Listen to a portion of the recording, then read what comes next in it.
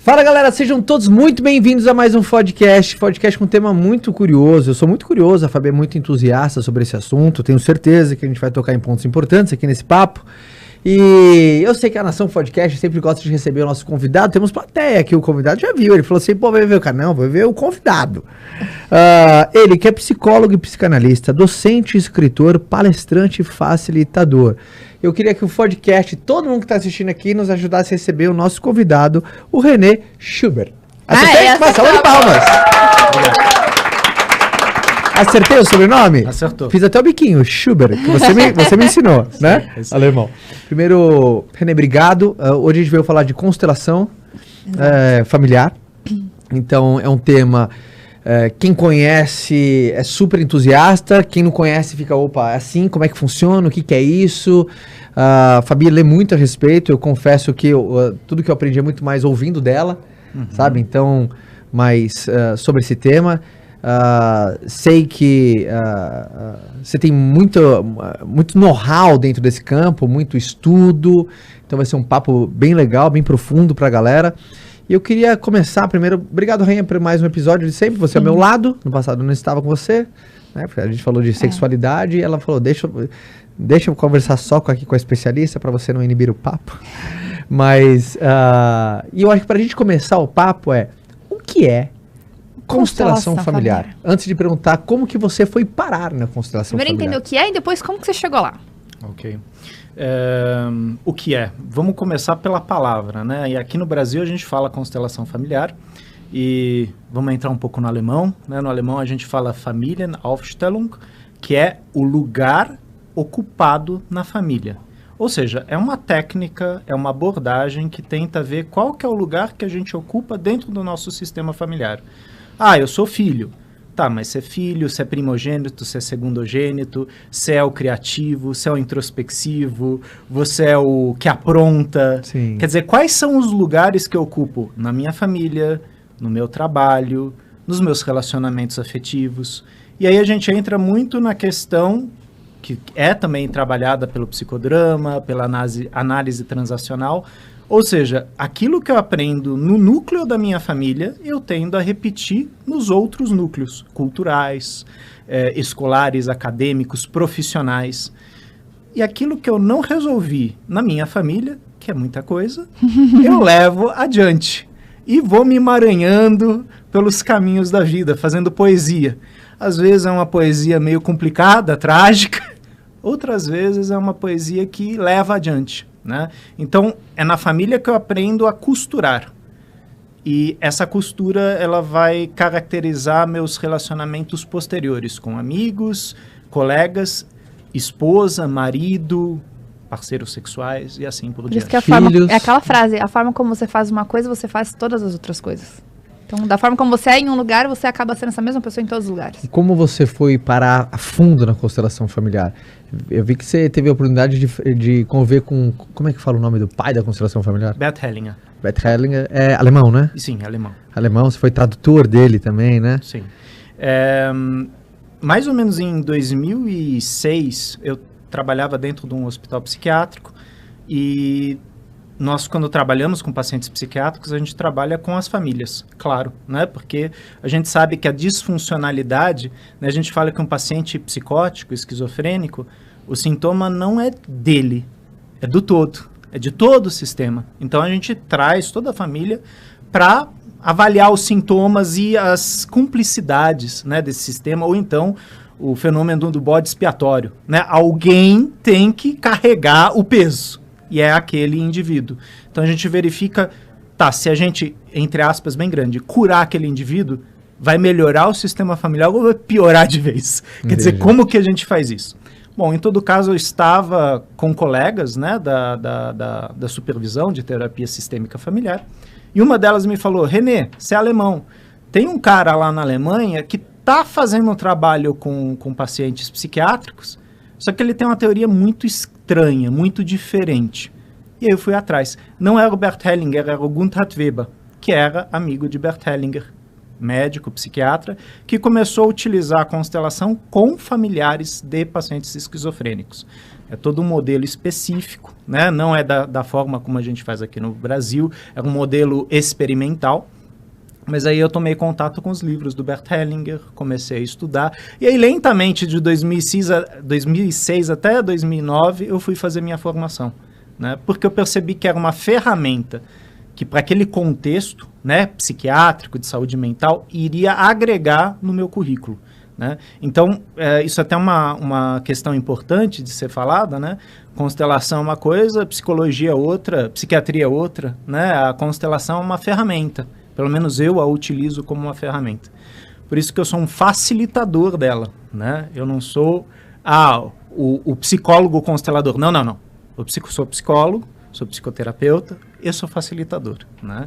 Então, existem contextos onde eu aplico a tal da constelação familiar, que muitas pessoas confundem com astrologia. Misticismo também, né? Sim.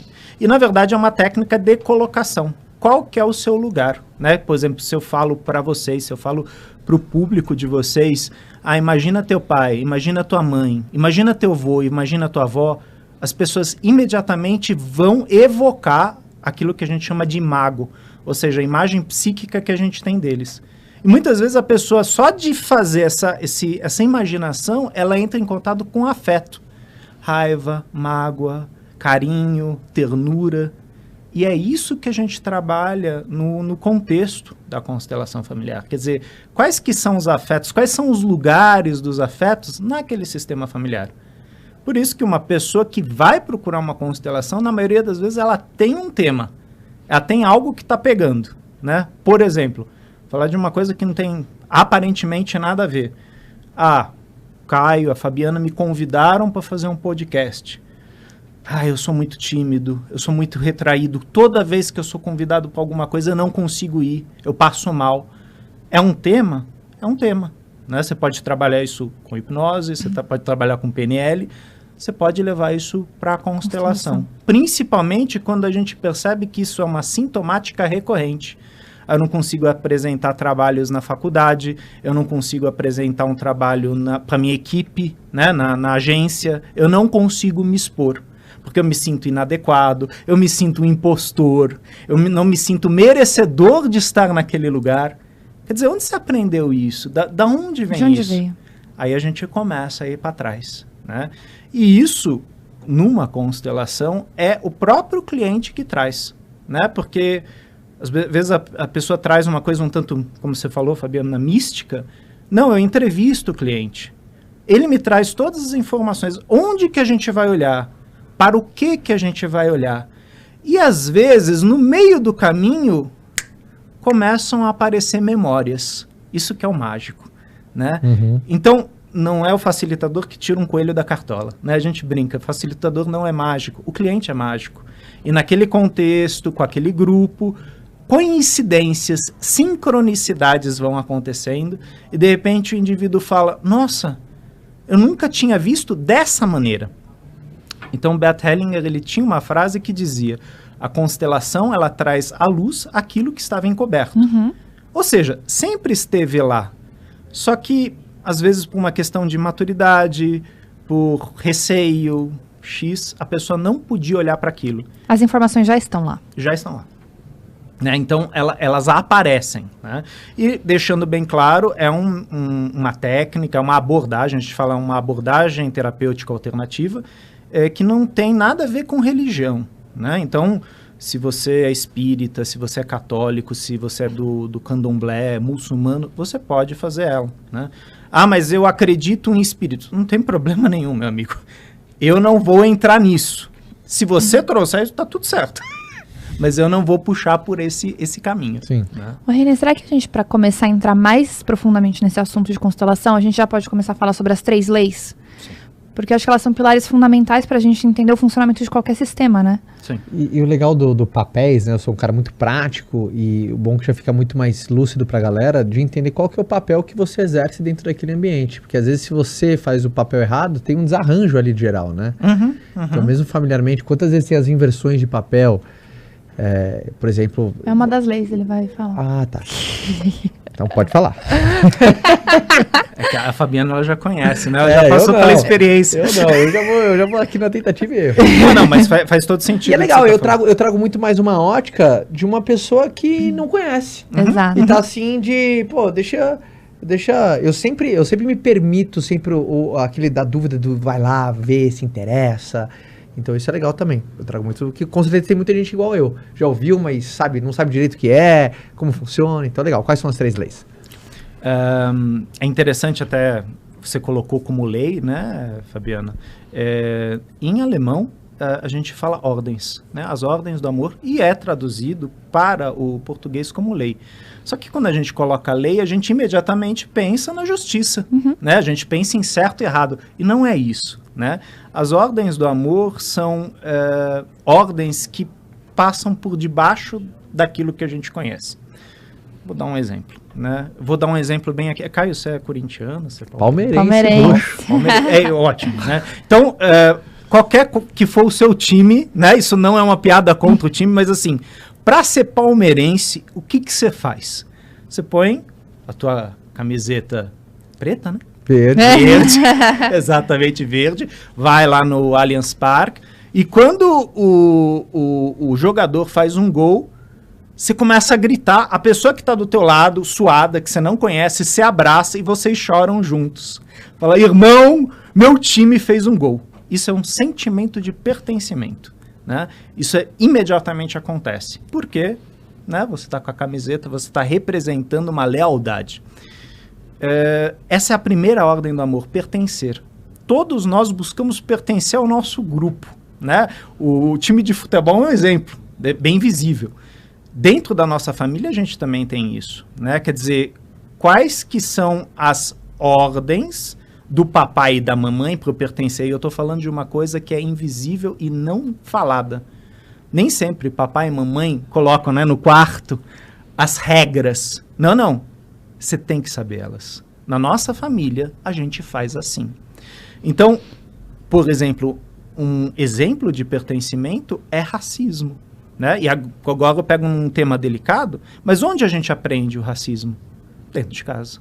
Por causa das piadas, por causa do jeito que se fala de certo grupo, de certa religião, de certa etnia, né? E eu vou reproduzir isso como filho, em lealdade ao papai, em lealdade à mamãe. Então, muitas vezes um filho é machista porque ele aprendeu com quem? Muitas vezes a resposta vai ser com o papai. Com a mamãe. Ele aprendeu a ser machista com a mamãe. Logicamente não tem regras, né? A gente aprende muitas coisas em casa, isso a gente chama de socialização primária na psicologia, e depois a gente vai para a socialização secundária, onde a gente vê na escola, na feira, na igreja, no grupo de capoeira, que as famílias não são do jeito que papai e mamãe falou. Aliás, às vezes eu nem tenho papai e mamãe, eu venho de uma instituição. Eu não sei quem é meu pai e minha mãe. Então eu fico procurando esse meu lugar de pertencimento. Às vezes, com meu pai e com minha mãe, eu não me sinto pertencendo, né? Então a primeira ordem, ela fala disso. Todos nós temos um lugar na família. E na verdade, a nossa vida inteira a gente vai procurar esse lugar. Porque ele muda, né? Então, vocês hoje são marido e mulher, são pai e mãe, né? Olha só quantas funções, quantos lugares vocês foram ocupando. E se de repente eu sou um marido que não quer ter filhos, como é isso pro vovô e pra vovó? Pô, você não vai dar um herdeiro pra gente? Qual o peso disso dentro de um sistema familiar? Ou qual que é a marca de pertencimento? Não, como meu filho, você tem que me dar um neto. E aí a gente sabe que cada sistema é de um jeito. Então a constelação familiar, a gente também fala que ela é fenomenológica. Ou seja, ela olha para o fenômeno. Diferente da psicanálise, que é analítica, né? Então ela analisa algo. A constelação, ela reconhece aquele fenômeno e a gente sabe, cada família é de um jeito. Não importa se vocês dois, como casal, forem me procurar para temas particulares de vocês, eu vou falar, ok, então primeiro eu constelo um, depois eu constelo o outro. E vão acontecer coisas diferentes porque você vem de uma família, ela vem de outra. Eu sei que tem gancho aí, né? Que a gente fala, marido e mulher são uma comunidade de destino. O que significa isso? Você foi procurar nela e na família dela soluções para as tuas questões, e ela foi procurar em você e na sua família. O que você veio procurar em mim, hein, amor? Pra isso, resolver essas pepinas, hein? Procurar coisa, hein? Sim. E, logicamente, muitas vezes inconscientemente. Na maioria das vezes inconscientemente. Né? Quer dizer, isso é falado por Bert Hellinger, mas isso já estava na psicologia. Jung já falava disso, Carl Gustav Jung, Freud já falava disso. Então, um relacionamento a dois, entre homem e mulher, entre homem e homem, entre mulher e mulher, existe algo que o outro me instiga. Tem algo lá que eu quero pra mim. E muitas vezes o outro nem sabe o que é isso. E eu nem sei formular o que eu quero do outro. Né? Por isso que a gente fala que num relacionamento só sexo não basta, só dinheiro não basta, só amor não basta. É um conjunto de coisas, porque o indivíduo está procurando o quê? O lugar de pertencimento. Onde é meu lugar junto com a minha esposa? Onde é o lugar junto do meu marido? E aí a gente sabe que meu marido, minha esposa, é uma quando está sozinha comigo, é outra quando está junto com o pai e com a mãe. Ou quando está com as amigas, quando está com os amigos. Quer dizer, nós encenamos diferentes avatares, personagens, máscaras. Eu sei o que eu busquei em você. Segurança. Que bom. Tô fazendo uma retrospectiva na minha mente. Uhum. Eu lembro de você, quando você me levou a primeira vez na sua casa, e aí você começou a falar da sua família, sua mãe, seu pai, e aí eu pensei, nossa, é uma família estruturada, bonitinha, mamãe, papai, trabalham, tem uma vida próspera, família organizada, todo mundo ali almoça junto de domingo. Eu falei, gostei. Que legal. Posso pegar teu exemplo? Pode. Bacana isso, né? Sim. Um tema bastante recorrente hoje no Instagram, tal, tem muitos influencers falando disso, profissionais da área, relações tóxicas, né? Que não tem a ver com a segurança que você buscou para ele, não. Mas eu estou pegando um outro gancho. Por que as pessoas que estão numa relação tóxica, muitas vezes falam, pô, mas eu tenho o dedo podre. Toda vez, todo relacionamento que eu tenho, eu cometo os mesmos erros. E aí quando você começa a fazer um trabalho de autoconhecimento, começa a fazer uma terapia, começa a se aprofundar, você começa a voltar para casa, onde você começa a entender a fórmula da toxicidade. Na verdade, no ambiente tóxico, você se sente pertencendo. Aquilo é familiar para você. Ah, mas que coisa doida, Renê. Todo mundo é doido. Todo mundo tem seu grau de maluquice. Exato. E, na verdade, é importante, como dizia Raul Seixas, né, a gente entrar em contato com a nossa maluquez, né, com essa nossa metamorfose ambulante, né, para poder transformar. A gente não precisa ser igual aos nossos pais, mas a gente precisa entender que a gente vai fazer igual a eles. Com consciência ou sem consciência. E quando a gente faz com consciência, a gente pode falar, vou fazer um pouquinho diferente, né? Que é a virada, sem perder o meu lugar de pertencimento. Isso porque a gente só está falando de uma ordem do pertencimento.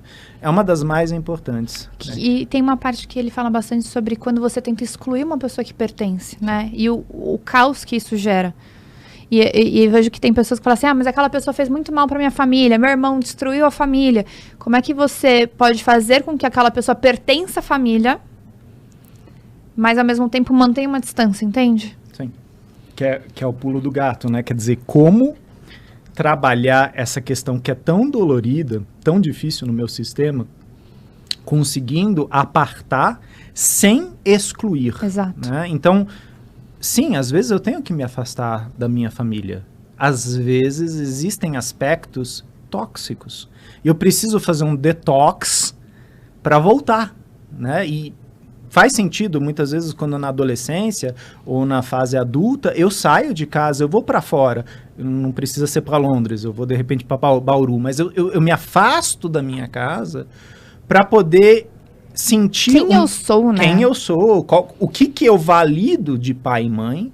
E muitas vezes voltar para casa e falar, olha, agora eu entendo melhor isso aqui. Sem que seja com o dedo em riste na cara do pai e da mãe, né? Que aí a gente está falando de uma afronta, de um desrespeito. Não é isso. É como eu consigo conciliar esse lado tóxico dentro de mim, né? Porque não se trata de ir contra o outro, Mas se existe uma exclusão do meu sistema, né? Vou pegar as garrafinhas aqui, né?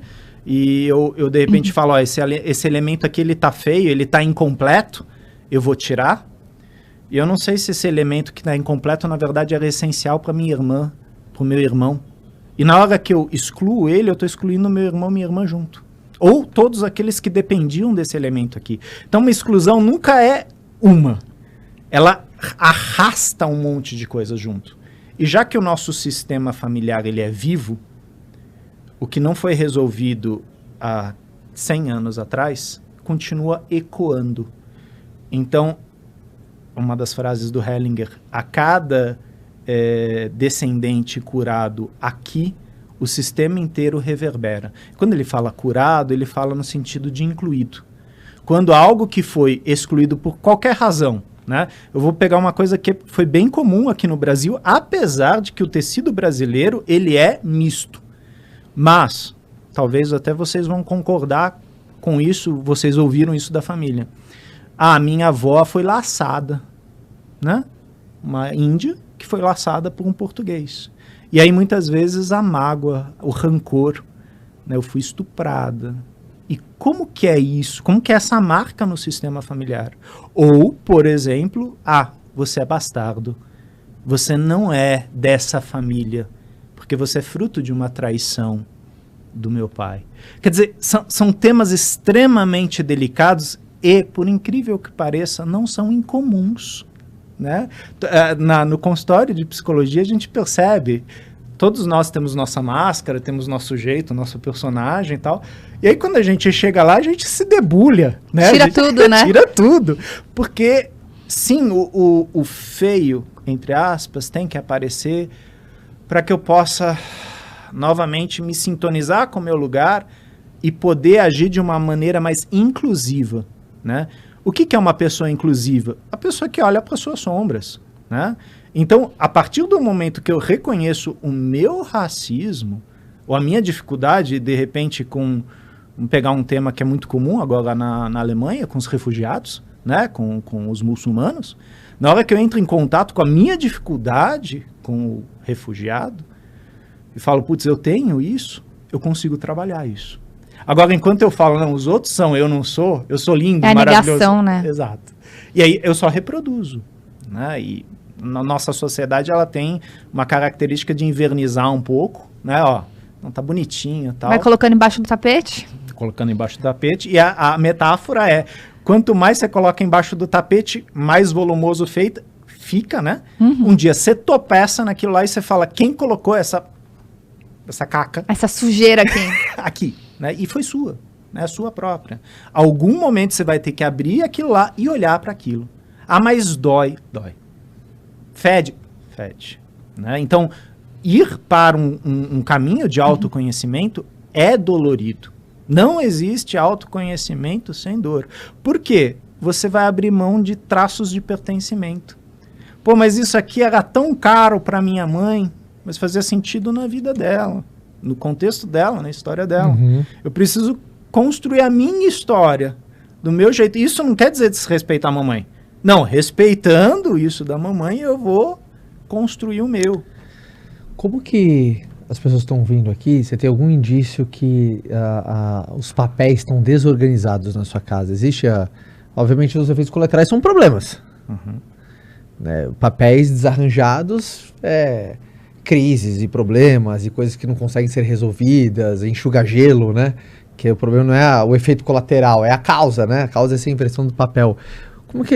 Quais são os sinais claros que assim... Acho que primeiro tem que falar do que são os papéis, né? Da ordem, para as pessoas entenderem, e aí depois como que arruma. Na verdade, a pergunta dele entra na segunda ordem, né? Que é a precedência.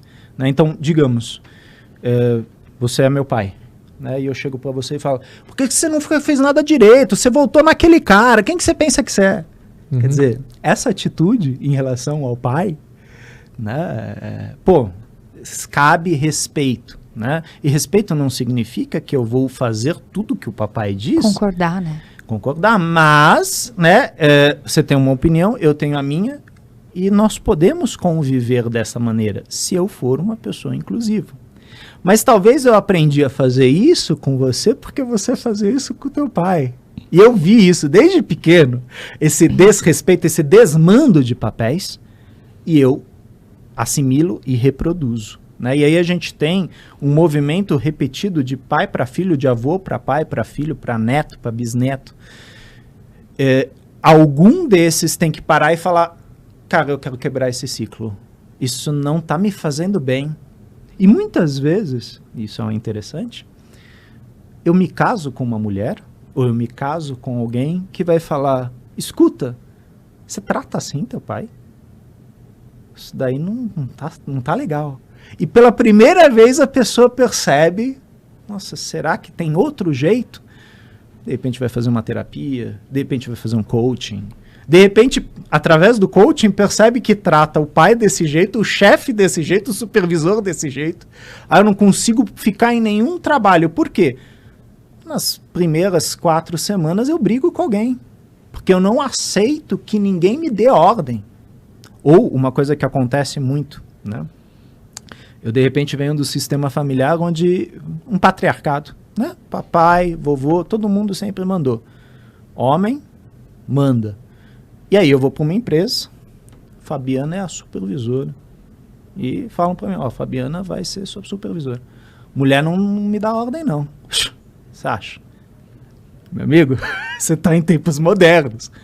E eu começo a sabotar a relação laboral, porque eu não aceito esse tipo de hierarquia. Só que a questão é, eu estou trazendo uma coisa do meu sistema familiar para dentro do ambiente de trabalho. Uau. É o que a gente chama de sobreposição de contextos, né? Quando eu trago daqui para cá, eu faço assim. Só que o que é engraçado é que eu faço isso e no meu ambiente de trabalho a mesma coisa está acontecendo. Na maioria das vezes é sintônico. Então, se eu falo, pô, o Caio é um chefe tóxico, provavelmente você está acostumado a ser tóxico com os seus subalternos e os seus subalternos estão acostumados a terem chefes tóxicos. Então, o consultor que for trabalhar numa empresa assim, ele vai olhar o todo, né? E a mudança vai ser de cima para baixo. Por isso que é complicado. Não adianta você ir pro chão de fábrica, arrumar o chão de fábrica. Não. Começa em cima. A estrutura inteira, né? E às vezes a origem, a fonte daquela estrutura, quando que aquilo começou? E muitas empresas, às vezes, se basearam nisso. Vamos falar de uma empresa de exploração, de extração, né? Pô, mas tem trabalho escravo. A gente sabe que isso ainda existe. Sim, desde o começo tem. Como é que você vai mudar? Como você vai adaptar isso? Como é que você vai transformar uma empresa que sempre foi de extração em uma empresa ecologicamente correta? É um trabalho de anos, né? E a gente sabe que as empresas estão fazendo esse movimento. Só que aí você tem que mudar não só a cultura da empresa, a consciência de todos os clientes, né? Inclusive a forma como você contrata o cliente, né? Então você vai contratar um cliente que tem uma cabeça já mais ecológica e não tão de extração, de destruição, de apropriação, de exploração, né? Então tem a ver com comunicação também, né? Mas entrando um pouco, né, na tua pergunta, sim, todos nós aqui temos papéis.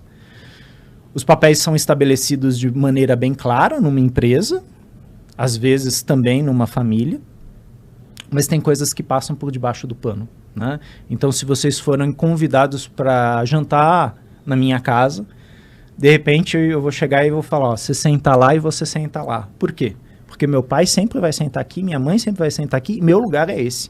Desde que eu sou pequeno. É verdade, tem lugar para sentar à mesa. Uhum, é verdade. É verdade. E é complicado quando, às vezes, de repente, você tem um amigo carioca, né? Você tem um amigo norte-americano que chega e, senta no lugar do pai e, se apropria daquele lugar. E aí a família fica meio que, tipo, tímida. Esse é o lugar do meu pai. e se reorganiza, né? Então é legal observar, dentro da nossa família, quais que são os roteiros rígidos. E eu não estou falando que eles são errados, mas existe flexibilização? E é legal, às vezes, na família, a gente fazer isso. Pô, vamos trocar os lugares? Vamos fazer uma dança das cadeiras? Como é? É um treino de flexibilização? Exato. Como é sentar no lugar? E é interessante isso, você falou de treino de flexibilização. No meu consultório, tem as cadeiras, e muitas vezes os clientes perguntam, qual que é a sua cadeira? Eu falo, não tem. Mas eles estabelecem uma ordem, né? A gente senta. E aí, depois de alguns meses, eu falo, agora você senta aqui. Mas é a sua cadeira. Eu falei, então, senta aqui. Sente como é esse lugar. Você contar a sua história de um outro lugar. Quer dizer, você girar na sala e mudar a perspectiva. Que é a brincadeira, né? É o lúdico que a gente faz numa constelação. Como é eu olhar o meu sistema familiar de cima para baixo? Como é eu olhar ele de baixo para cima? Daqui. Né? Quer dizer, se eu mudar a perspectiva, eu mudo o que eu estou observando. E às vezes eu percebo uma dinâmica que eu não estava vendo. Né? Então, muitas vezes o cliente fala, nossa, mas meu pai não está me olhando com raiva, está me olhando com amor. Falo, então, é que agora você está olhando como adulto. A tua lembrança de criança é teu pai olhar com raiva. E, na verdade, não era raiva. Era, de repente, era um cara muito serião. Firmeza. Talvez até chucro, né? O cara punha as ordens, mas, assim, era um jeito que a criança internalizou, de forma, às vezes, traumática, né? E isso pode ser ressignificado pelo adulto. Aí entra aquilo que você falou, né? Criança ferida. Criança ferida, você... Só para quem entender, antes da gente começar, eu tava falando pro René que eu recebi uma pergunta na caixinha do Instagram, e a pessoa falando assim, a maioria das crenças limitantes que a gente tem vem da criança ferida. Eu falei, não, vem do adulto que ainda não entendeu que ele é um adulto, ele ainda age como se ele fosse aquela mesma criança ferida. Sim. Todos nós carregamos várias crianças. Existem, inclusive, as crianças livres, né? Que é o nosso potencial criativo. Só que, às vezes, eu tive... A forma como eu fui educado e a forma como eu absorvi a forma que eu fui educado me restringiu. E eu guardei a minha criança livre e só fiquei com uma criança ferida. E isso vem à tona nos relacionamentos.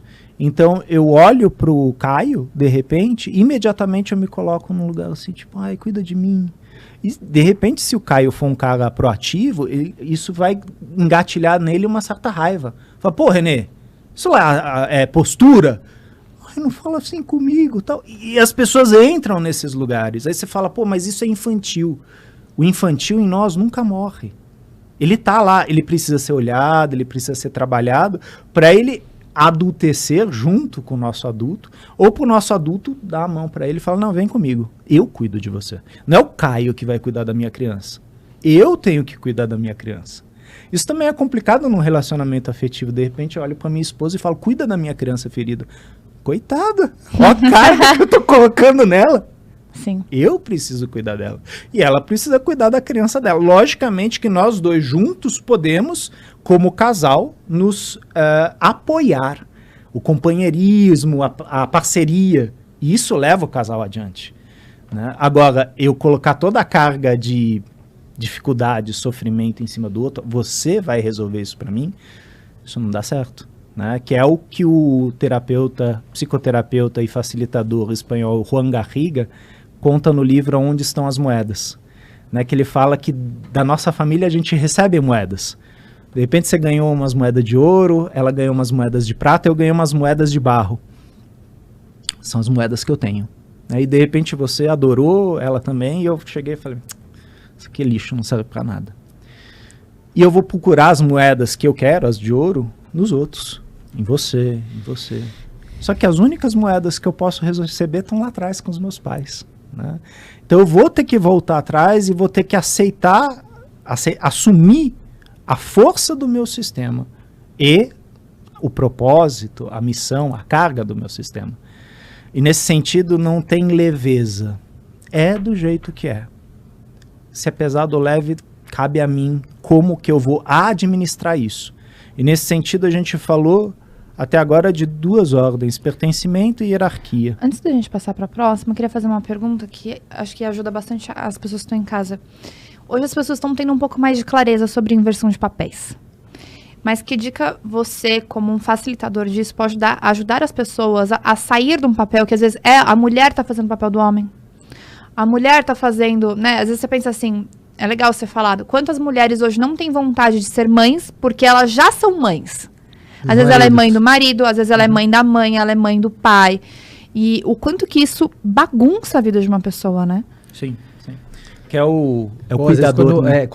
Às vezes quando sei lá, a mãe é viúva, aí o filho faz o papel do marido, esposo, da mãe, aí começa a ter o tudo. conflito da sogra com a esposa, porque, sabe, então isso é muito forte, cara. É uma das coisas que, mesmo sem, por exemplo, na hora que se fala isso em constelação, eu falo, cara, é muito real isso. Quando você tem essa inversão brutal, né? Ou aquela, a mulher que assume o papel de ser o pai-mãe, né? Que, por exemplo, o pai-mãe. Quando você deve ouvir isso, deve doer no teu ouvido, né? Porque...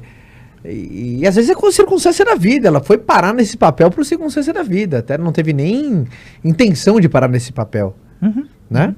Sim. Um exemplo muito comum de inversão de papéis é aquela questão do divórcio. Principalmente quando o divórcio ele é litigioso, né? É agressivo. E a criança ela ocupa um lugar de esponja. Ela ocupa o lugar da carência da mãe e da carência do pai.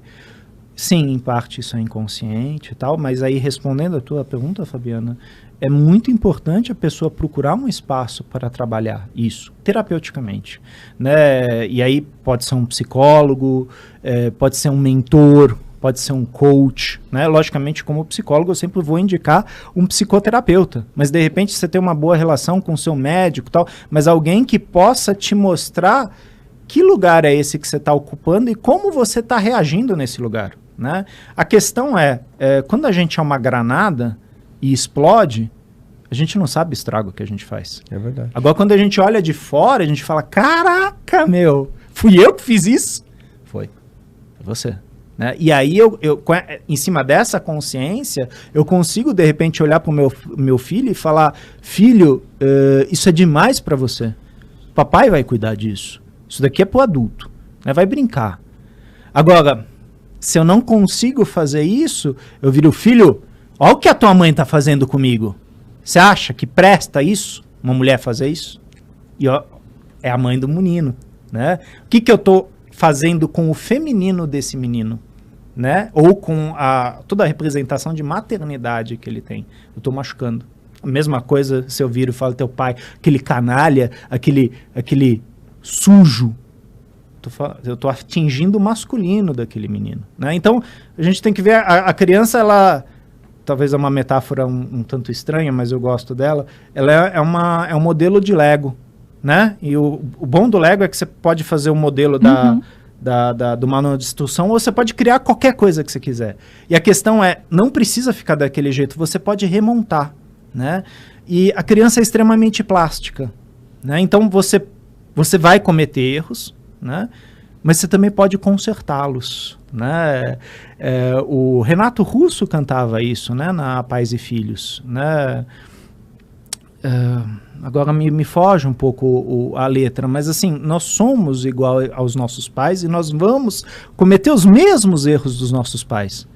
Agora, se a gente tem consciência disso, será que a gente não pode fazer um pouquinho diferente? Né? Então, geralmente é importante procurar um espaço de escuta, Fabiana, porque é muito difícil eu sozinho fazer isso. Sair desse lugar. Sair desse lugar, que aí entra aquela coisa que o Freud falava, nenhum neurótico vai além de suas próprias defesas, né? Em outras palavras, na minha arrogância, eu não consigo me ver arrogante, né? Então eu distrato as pessoas e eu só vou perceber isso se alguém de muito valor para mim chegar para mim e falar, cara, não tá bonito isso que você tá fazendo. Você percebe que você faz isso? Eu? Você tá fazendo isso. Putz, eu não imaginava. Porque eu achava que era o jeito certo. Não é não. Você está distratando as pessoas, está rebaixando as pessoas. Então, muitas vezes eu preciso de um espaço neutro, de um espaço de escuta, para poder levar isso e ter uma devolutiva. Né? E a questão na psicoterapia, geralmente na psicoterapia, na psiquiatria, você tem um profissional que é neutro. Ou seja, ele não tem essa mistura de papéis, porque ele não é da tua família. Né? E ele não está querendo te agradar. Né? Ele só quer te ajudar a resolver ali. Exato. E aí ele vai apontar, e ele vai apertar na tua ferida. E aí você de repente vai falar, nossa, é assim mesmo?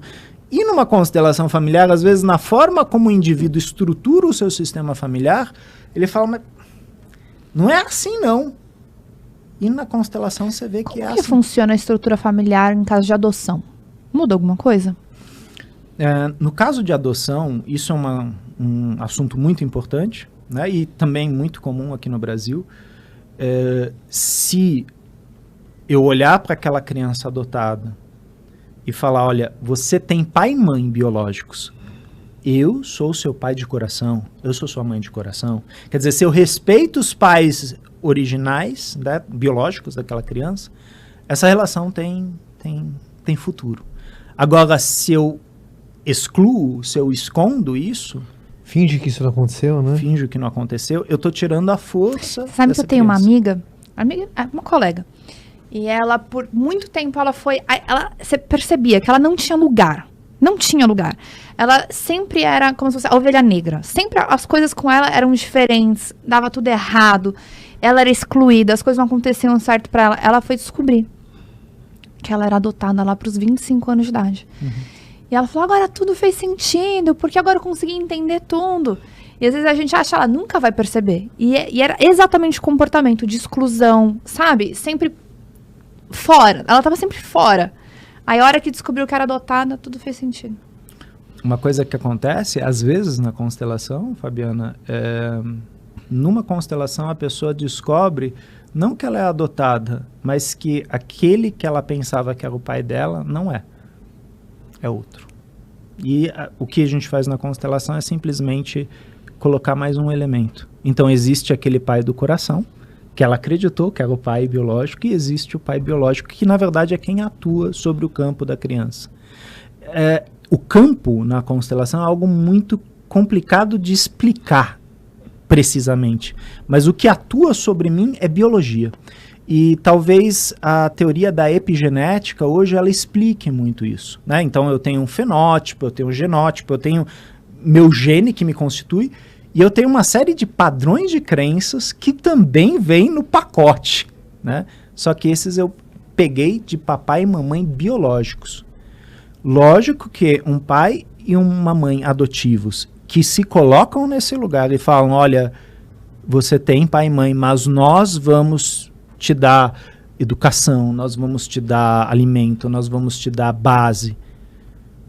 Ok. E em algum momento esse garoto vai chegar e vai falar, mas eu quero saber quem é meu pai e minha mãe. E esses dois é importante que eles deem possibilidades para essa criança entrar em contato com sua origem. Todos nós temos uma ânsia por saber a nossa origem. Uhum. Né? E talvez na entrevista que você fez de educação sexual, isso tenha vindo à tona. Toda criança pergunta, mas de onde eu vim? Né? E não necessariamente ela está perguntando da questão sexual. Ela quer saber de onde eu vim. Sim, você veio da semente do papai e da semente da mamãe, que na verdade vieram do vovô e da vovó. E tem uma frase que a gente fala em constelação que é muito interessante. Quando a sua mãe estava na barriga da sua avó, isso vale por causa da Fabiana, a Fabiana já estava lá. Né? Então, dentro do ovário da mamãe, na barriga da vovó, já existia um potencial, uma semente potencial.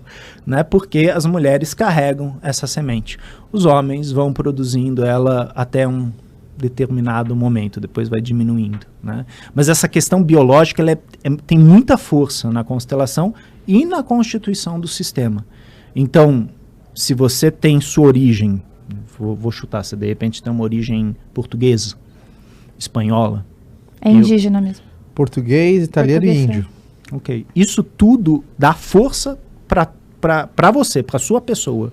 E se você estiver conectado com tua matriz indígena, tua matriz portuguesa, assim como eu, com a minha matriz a germânica, a matriz brasileira, e aí entra também afrodescendente, nativa, eu consigo ir para frente. Agora, se em algum momento eu negar isso às vezes acontece, não, mas esse sobrenome aqui, Silva, não, né? Isso daqui é muito ruim, né? Tira o Silva. Só René Schubert, é mais chique. Eu estou excluindo. Né? E isso acontece com muita frequência. Né? Quer dizer, logicamente eu posso fazer um nome profissional, isso não significa que eu estou excluindo, mas a questão é a forma como eu faço isso. Se eu viro e falo, não, isso aqui eu não quero no meu sistema, eu estou excluindo. Né? E, na verdade, não tem como a gente falar... Isso tem a ver também com o sobrenome de marido? Sim. Eu lembro, foi difícil eu colocar o dele junto. e ser reconhecida assim, porque vinha toda a carga daquilo e eu falei, até que ponto isso é meu ou não é? Sim, sim. Aí ele me falou uma coisa, você não precisa pegar a referência do que tem, a gente pode fazer uma referência nova desse sobrenome. Exato. Eu falei, vambora. Então, me convenceu, me cadastrou, vambora. Que é exatamente o que a gente faz com o filho e com a filha. Né? Porque eles em nenhum momento questionam o sobrenome do papai e da mamãe. Eles se sentem orgulhosos, porque eles são o papai e a mamãe. Agora, quando eu atrelo o sobrenome do meu marido ou da minha esposa, né, que hoje também tem essa possibilidade, existe essa questão, mas será que eu quero essa carga? Ou, se são dois adultos, falam, não, a gente está fazendo uma nova carga. Né? Então, por exemplo, o meu nome é Schubert, o da minha esposa é Sprovieri. Né? A gente podia juntar os dois. Ou cada um segue com o seu e juntos nós criamos um terceiro, como vocês fizeram, novo. Essa é uma opção adulta. Né? E aí as crianças também podem ter os dois sobrenomes, ter um sobrenome. Mas essa é uma temática muito importante porque por muito tempo o sobrenome feminino da mãe foi excluído. Né? Não, venha do pai ou da mãe, não interessa. E isso tem consequências. Eu tirei do meu pai, acredita? E ficou da minha mãe. E aí, os efeitos que isso tem. Mas eu acho que ficou o seu muito mais porque as pessoas se chamavam pelo do meio, né? E você ia perder um pouco para você a sua identidade. E qual que era a terceira lei? A gente falou da terceira lei? Eu não conhecia essa lei. E a hora que eu descobri essa lei, me deu tanta clareza de tanta coisa. Qual? É do dar e receber, né? Que essa é a mais comum nos relacionamentos afetivos, entre marido e mulher, entre relacionamentos afetivos. É o equilíbrio ou equivalência entre dar e tomar. Né? Então, se você chega para mim e fala, essa água aqui, Fodcast, né? Quanto custa? R$10. Né? Você me dá R$10, eu te dou a água. É uma troca muito clara. Sim. E você faz o que você quiser. Você pode dar para a Fabiana, você pode jogar fora, você pode guardar e não usar. É sua, você comprou. Agora, se a gente vira amigo, o que você tá dando para mim? O que eu tô dando para você? Sim. Isso não tá claro. E existe uma troca acontecendo. Né? Novamente, é aquela coisa que passa por debaixo. Por que tem pessoas que imediatamente a gente gosta e tem aquelas pessoas que... Né? Logicamente que vale a pena, né? Isso a gente fala na psicologia, não se deixe levar pela primeira impressão. Se permita uma segunda, terceira impressão. Porque a primeira impressão é o preconceito do seu sistema. Tipo, não, com essa gente aqui a gente não anda. Calma. Você não é, né, o preconceito representado de pai e mãe. Você pode fazer diferente. E aí você pode estabelecer uma troca diferente com o meio. Bert Hellinger falava que na equivalência de troca, os pais dão aos filhos e os filhos tomam. E os filhos nunca vão devolver. É assim que funciona. Filho pai não deve nada para pai e mãe. Nada. Filho toma. O que vai acontecer? Um dia esse filho, com esse potencial, com esse dom, com essa carga, porque às vezes é uma carga, vai transformar isso. Às vezes, e se a gente observa aí figuras notórias, né, de grandes homens de negócio, às vezes a gente vê uma carga familiar muito pesada e a pessoa transformou isso, inclusive, como algo coletivo. Conseguiu transformar isso num bem coletivo, né? Isso não é para todos, né? É exatamente como que eu vou fazer essa transformação, qual que vai ser meu propósito. Aí o Bert Hellinger fala muito do filho pródigo, né, da Bíblia. Né? Bert Hellinger foi padre, né? Até que ele, num determinado momento, ele deixa de sê-lo e se torna um terapeuta. Né? Teólogo, pedagogo e psicoterapeuta. Pelo menos na Alemanha é reconhecido como psicoterapeuta. Mas ele trazia muito essas metáforas, e a parábola do filho pródigo, ela fala muito disso. O que eu tomo dos meus pais e o que eu faço disso. Então tem uma frase que muitas pessoas atrelam ao Bert Hellinger, mas não é dele, não sei de quem é, não consegui encontrar. Isso é complicado hoje em dia, na internet você tem muitas referências falsas, né? Mesmo você procurando pra caramba, você não acha a origem. Fala, você não é responsável pela forma que teus pais te trataram, pelos traumas, pelos maus tratos. Você não é responsável. Mas você é responsável hoje, como adulto, de fazer diferente com a sua criança. Porque às vezes eu falo, tipo, Caio, eu sou mal-humorado porque meu pai era grosso comigo. E eu sou mal-humorado com você. O que você tem a ver com meu pai, Caio? Sim. Né? E aí é aquela coisa, eu tô dando essa moeda de troca pra você. O que você vai fazer? Tipo, não quero. E aí, de repente, eu falo, pô, eu não sei o que acontece, as pessoas me afastam. Como que você trata as pessoas? Né? E aí, novamente, espaço de escuta, de eu conseguir me perceber nesse lugar, qual que é esse lugar e como que eu troco com o outro. E é muito interessante que o primogênito faz isso de um jeito, o segundogênito faz isso de um jeito, o caçula faz isso de um jeito. Por mais que a gente tenha 10 filhos, eles nunca ocuparão a mesma posição. Não. Cada um será de um jeito completamente diferente. Cada um vai... Doido isso, né? Cada um vai tomar o papai e mamãe de um jeito. Né? Então, eu tomei meu pai e minha mãe de um jeito, minha irmã tomou de outro jeito. Qual que é o certo? Não existe. Não existe. Isso é uma questão singular minha. E aí entra uma frase do Freud que é fantástica. A felicidade é uma questão singular, individual. Aqui conselhos não valem. E a gente às vezes tenta, né, falar da felicidade para o outro, sendo que ela é uma busca muito singular.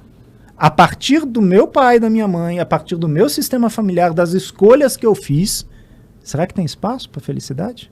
Para aquilo que eu considero felicidade? Então, equivalência e troca estão acontecendo o tempo todo. Aqui ela está acontecendo. Eu não sei exatamente o que eu estou dando, né, para o podcast. Eu não sei o que eu estou tomando de vocês. Mas, por enquanto, a troca está acontecendo. E tem pessoas, e a gente não sabe o alcance disso, porque é gigante isso, é fantástico isso, que de repente estão ouvindo isso e estão falando, cara, nossa. Que alívio. Exato. Né? E não necessariamente vão ligar e vão falar, putz, isso aconteceu. Não. Isso, de repente, vai ser uma vírgula no relacionamento afetivo daquela pessoa, na forma como ela trata a sua comunidade, né? Que a gente fala, né? E a gente falou isso bastante na época da pandemia. A questão não é só como você trata o teu pai e tua mãe. Como é que você trata o porteiro? Como é que você trata o guardador de carro? Não é como você trata outro ser humano, né? Isso tem a ver com os lugares que a gente ocupa e a troca que a gente estabelece com o meio. Algumas coisas que me chamaram a atenção nessa terceira ordem, assim, quando existe o desequilíbrio, né?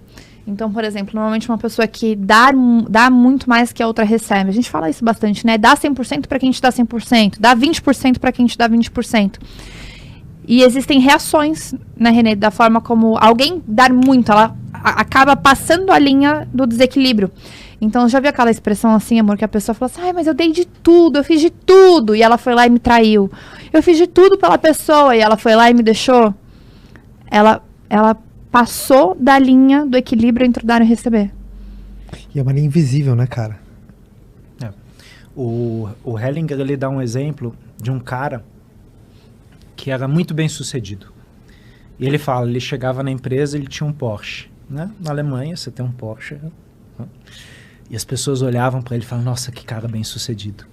Só que o contador dele sabia que o dinheiro não estava pagando as contas. De alguma forma, o dinheiro estava desaparecendo. E o contador falou, você tem que parar de beber, você está bebendo demais. E aí o cara fala, eu nunca vou conseguir superar o meu pai. Ou seja, ao mesmo tempo que o Porsche mostrava a potência paterna, tinha um lado dele que não conseguia entrar no lugar de homem, que é diferente você admirar seu pai e você ser homem, se tornar um adulto homem. Então ele sabotava esse caminho para nunca passar do pai, né? Então esse é um exemplo de... Ele não conseguia tomar o pai. Porque quando a gente toma o pai 100%, a gente vira homem. Né? Isso também vale para mulher. Na verdade, a gente toma os dois, né? Pai e mãe. Né? Homem e mulher. E aí entra a questão como que eu administro esses dois. Mas fazendo uma piada naquilo que você falou, Fabiano, chega aqui o Nerso. O Nerso é um cara bem sucedido. Né? E ele chega com o corcel dele na fazenda onde tem a Mariquinha. É Mariquinha pobre, né? E ele olha para aquela menina e fala, eu vou cuidar de você. Vem comigo que eu vou te colocar na escola. pagar faculdade para você. Eu vou te comprar uma casa bonita. E você não precisa fazer nada, você só vai cuidar dos meus filhos, tal. Então a relação ela fica desigual. Digamos que aqui tá o Nerso, que deu bastante. Aqui tá a Mariquinha. Que ela olha assim, ela fala, meu, como é que eu vou compensar isso? Eu não consigo. E aí chega do lado aqui da Mariquinha, é só um exemplo, tá, gente? Chega o Ricardo com patinete, fala, e aí, mocinha, vamos? Ela vai. Nessa relação aqui, quem tem raiva? Quem tá aqui embaixo, porque não consegue compensar. Então, numa relação afetiva entre casal, um dá, o outro toma, e aí o outro dá e o outro toma. Então, a gente vai caminhando assim. DR é importante? Muito. Porque eu tenho... DR é importante? Pra caramba! Como é que tá essa equivalência? Pô, eu vou fazer mestrado. E aí, putz, complicado. Porque eu vou ter que pedir por outro sustentar o meu mestrado. Né? Ah, eu vou viajar, vou trabalhar fora. Você vai ter que lidar com a solidão, com o vazio, com as crianças. Quer dizer, como é que eu compenso isso? A gente sabe disso. Né? Existem casais que levam uma vida, um está na Europa, o outro está na América do Norte. É possível? É. Desde que tenha DR, desde que tenha uma compensação. Né? Todo casal, e aqui eu falo homem, homem, mulher, mulher, homem e mulher, tem que estabelecer isso. Então, os contratos marido e mulher, casal, são recontratados constantemente. Porque essa equivalência, ela acontece o tempo todo. Né? De repente, chegam pro Caio e falam, Caio, estamos precisando de um podcast aqui na China. Só que você tem que fazer aqui na China, você vai ficar 3 meses aqui. Tua esposa. O que eu vou ganhar em troca? Exato. Né? Na verdade, vai ser uma conversa que vocês vão ter que ter. Não adianta você falar, calma aí, meu sucesso profissional. E tua família? Ah, mas a família não pode ser um peso. Não, mas peraí. Tu é responsável? Né? E a tua responsabilidade junto aos filhos. Né? Então, você tendo filhos ou não tendo, você sempre vai ter que recontratar com seu parceiro, sua parceira, como que tá essa relação. Né? Hoje em dia a gente fala que não tem mais casais, tem trisais. O que já era complicado ficou 3 vezes mais difícil. Mas é possível. E no caso de pais, como que o pai faz para assegurar que o filho... Eu não sei se é uma pergunta besta, enfim. Não existe pergunta idiota, só a que não é feita. Exatamente, eu concordo com isso. E aí, mas principalmente, tem como os pais, tendo consciência que é importante respeitar os papéis, auxiliar que os filhos deles façam o papel certo? Não sei se ficou clara a minha pergunta. Sabe? Por exemplo, a Bela. Não, eu entendo. A Bela quer ser mãe. A Bela muitas vezes ela quer ser mãe do irmão. Bela, eles têm mãe, eu falo. Muitas vezes a minha filha quer ser mãe do irmão. O Theo falou assim, vou brincar. Não é hora de você brincar, vai pro seu quarto. Ela fala assim, tem 7 anos. Né? Então, muitas vezes... Ela não fala mais assim, ela falava, porque eu melhorei, ela melhorou. Ainda mais com a mais nova, que é bebê, então aí que ela... Pode reparar como ela está doce, porque a mãe dela está doce. Eu tive isso um pouco com as minhas irmãs, que eu fui o irmão mais velho e a minha diferença era brutal. Uhum. Então tem horas que eu cruzava a linha do irmão e queria ser pai. Uhum. E eu vi que dava uma desarranjada ali. Primeiro a autoridade do meu pai, né? Eu entrava num campo que não era meu, eu saía da minha alçada, né? Da minha jurisdição. Exato, sim. Né? Como se fosse isso. Sim. E eu vi que dava uma desarranjada na coisa. Sim. Né? E aí cabe exatamente o pai ou a mãe, né, como você falou, lembrar para a criança qual que é o lugar dela. Não, isso não te cabe, isso é meu. Mas eu vou chorar. Chora, pode chorar, porque a mãe sou eu, não é você. Né? Então, por isso que é tão importante a presença, né, do pai e da mãe no dia a dia da criança, porque essas inversões elas vão acontecer nas brincadeiras, na hora que elas estão na frente da TV, na hora que elas estão nos aplicativos. Né? Então, o tempo todo elas precisam desse modelo paterno, materno, para direcionar. Né? Pô, mas não é possível, Renê, porque a gente trabalha e tal... Saibam o que as crianças estão fazendo, porque elas vão modelar. Elas são máquinas de modelagem. Elas estão modelando tudo que elas estão vendo. E se não tem ninguém falando, olha, esse modelo aqui... Não é legal. Não é legal, ela vai reproduzir, né? E quando não tem, por exemplo, quando a pessoa sem a presença paterna, sem a presença materna, nunca um lugar fica sem ocupar espaço? Sabe, por exemplo, o cara que nasceu sem a presença paterna, naturalmente alguém vai fazer essa função ou às vezes isso não acontece? A falta de pai, ela é um lugar, e por mais que você tenha um avô, por mais que você tenha um professor de educação física, de taekwondo e tal, aquele lugar vazio sempre vai ficar. Isso é uma questão que aparece muito no consultório. A falta de pai, a ausência. O pai é limite, né? O pai é limite e o pai é direção. O fato de eu não ter pai não significa que eu não tenha direção, porque a ausência de pai é uma direção. Mas a questão é eu conseguir ter essa consciência, né? Então, às vezes, eu preciso passar por um processo para dar um lugar para a falta. A falta que a falta faz, ou a falta que a falta não faz. Né? Então, eu preciso preencher essas lacunas, e isso é uma palavra cruzada singular minha. Não adianta eu pegar a minha palavra cruzada e dar para Caio resolver. Né? Porque o Caio vai resolver a partir das ferramentas dele. Não vai me ajudar. Eu preciso encontrar essa ausência de pai. E eu posso, de repente, virar e falar para você, Caio, putz, mas meu avô preencheu minha falta paterna. Mas muitas pessoas falam isso. Muitas pessoas falam isso, né? Que é um tio, o irmão mais velho. Ele vai caçar referência em algum lugar, né? Vai. Mas não supre. Porque o Hellinger falava de nossa mãe temos a vida, do pai a direção. Em que sentido? A mãe, ela gera, né? A mãe, ela cria e ela dá vida, né? E o pai dá limite e direção. Corta o cordão com a mãe. Exato. E fala, agora você vai fazer isso. Por isso que a gente tem aqueles vídeos engraçados, né? Mostrando a criança com a mãe e depois a criança com o pai. Você fala, nossa, a criança com o pai corre risco. Porque o pai ensina. Ensina risco. Ensina caminhar. A caminhar, né?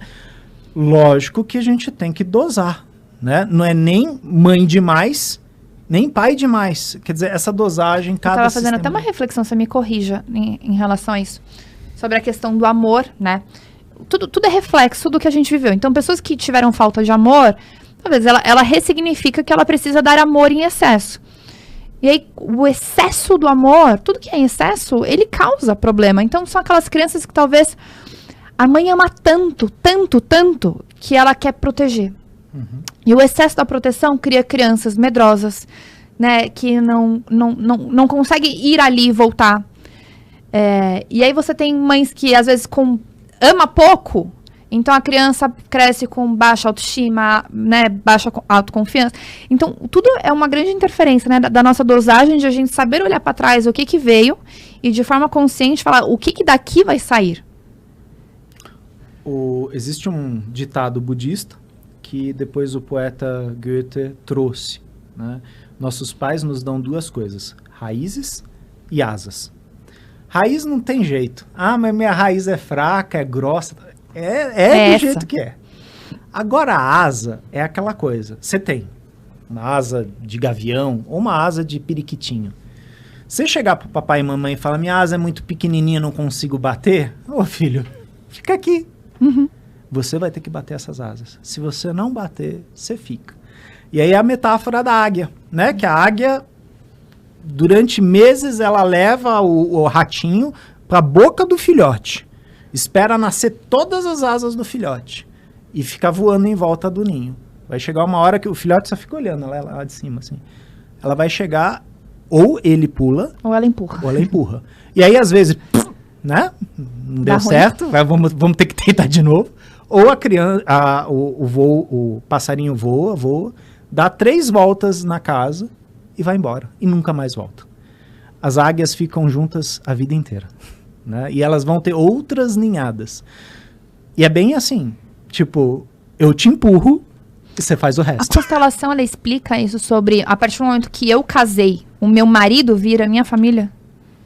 Ou não? Existem sistemas que são assim, né? Então, logicamente me corrijam que eu estou falando talvez de uma maneira grosseira, mas nos sistemas orientais, né, e agora eu vou lembrar bastante do sistema indiano, né, que é o sistema de castas, existe uma troca, às vezes até comercial, né, então o pai do Caio faz um acordo com a tua família. O clássico, o famoso DOT. O DOT, exato. Antigamente. Né? Exato, teu pai vai pagar o DOT, ela vai ser da sua família e ela só vai ter acesso novamente à família dela se você deixar. Se você não quiser, ela nunca mais vai ter acesso. Então, são sistemas que, nesse sentido, são rígidos. O que acontece é que você vai levar teu pai e tua mãe para dentro da sua família. E você também. Então, pode ser que seus filhos, de repente, não tenham contato com o vovô e a vovó. Mas você vai falar deles. Né? Então você vai trazer, porque muitas vezes eu não tive contato com meu avô materno porque ele faleceu antes, mas eu tenho uma imagem dele, minha mãe sempre fala dele, então ele é uma pessoa muito presente na minha vida, mesmo eu não tendo tido convivência com ele. Né? Então a questão é como que o casal vai administrar, isso tem a ver com a equivalência de troca, né? As memórias afetivas dentro do sistema familiar. E a criança, num determinado momento, ela vai perceber, pô, se fala de todo mundo, menos daquele tio. Por quê?